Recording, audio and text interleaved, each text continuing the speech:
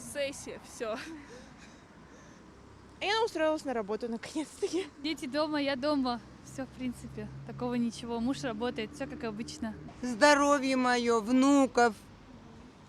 Все прекрасно. Январда 77 yaş dolacak 15. числода мага. Я закончил обучение в университете, очередной курс.